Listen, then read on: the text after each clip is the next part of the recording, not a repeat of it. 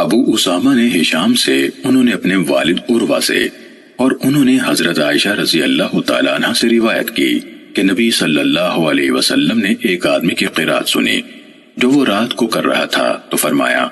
اللہ اس پر رحم فرمائے، اس نے مجھے فلاں آیت یاد دلا دی جس کی تلاوت فلاں سورت میں چھوڑ چکا تھا۔ صحیح مسلم حدیث نمبر 1837۔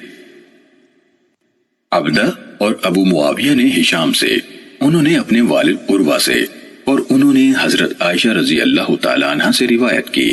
انہوں نے کہا نبی صلی اللہ علیہ وسلم مسجد میں ایک آدمی کی قرات سن رہے تھے تو آپ نے فرمایا اللہ اس پر رحم فرمائے، اس نے مجھے ایک آیت یاد دلا دی ہے جو مجھے بھلا دی گئی تھی۔ صحیح مسلم حدیث نمبر 1838۔ امام مالک نے نافع کے واسطے سے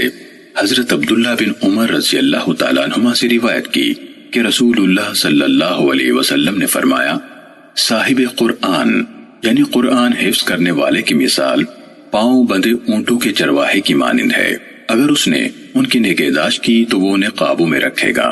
اور اگر انہیں چھوڑ دے گا تو وہ چلے جائیں گے۔ صحیح مسلم حدیث نمبر 1839۔ عبید اللہ ایوب اور موسیٰ بن عقبہ سب نے جن تک سندوں کے مختلف سلسلے پہنچے نافع سے، انہوں نے حضرت ابن عمر رضی اللہ تعالیٰ عنہما سے مالک کی حدیث کے ہم معنی روایت بیان کی، اور موسیٰ بن عقبہ کی روایت میں یہ اضافہ ہے جب صاحب قرآن قیام کرے گا اور رات دن اس کی قرات کرے گا تو وہ اسے یاد رکھے گا، اور جب اس کی قرات کے ساتھ قیام نہیں کرے گا تو وہ اسے بھول جائے گا۔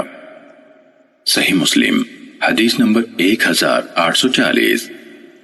منصور نے ابو وائل شقیق بن سلمہ سے، اور انہوں نے حضرت عبداللہ بن مسعود رضی اللہ تعالیٰ عنہ سے روایت کی، انہوں نے کہا رسول اللہ صلی اللہ علیہ وسلم نے فرمایا کسی بھی انسان کے لیے انتہائی نازیبا بات ہے کہ وہ کہے میں فلاں فلاں آیت بھول گیا ہوں، بلکہ وہ بھلوا دیا گیا ہے۔ قرآن کو یاد کرتے رہو، کیونکہ وہ لوگوں کے سینوں سے دور بھاگنے میں رسیوں سمیت بھاگ جانے والے اونٹوں سے بھی بڑھ کر ہے۔ صحیح مسلم حدیث نمبر 1841۔ اعمش نے شقیق بن سلمہ سے روایت کی، انہوں نے کہا حضرت عبداللہ بن مسعود رضی اللہ تعالیٰ عنہ نے کہا ان مصاحف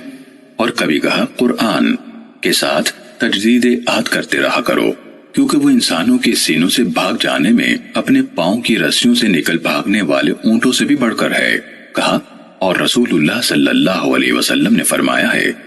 تم میں سے کسی کو یہ نہیں کہنا چاہیے کہ میں فلاں فلاں آیت بھول گیا ہوں، بلکہ اسے بھلوا دیا گیا ہے۔ صحیح مسلم حدیث نمبر 1842۔ عبدہ بن ابی لبابہ نے شقیق بن سلمہ سے روایت کی، انہوں نے کہا میں نے حضرت عبداللہ بن مسعود رضی اللہ تعالیٰ عنہ کہتے ہوئے سنا، انہوں نے کہا میں نے رسول اللہ صلی اللہ علیہ وسلم کو فرماتے ہوئے سنا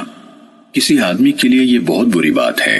کہ وہ کہے کہ میں فلاں فلاں سورت بھول گیا یا فلاں فلاں آیت بھول گیا، بلکہ اسے بھلوا دیا گیا ہے۔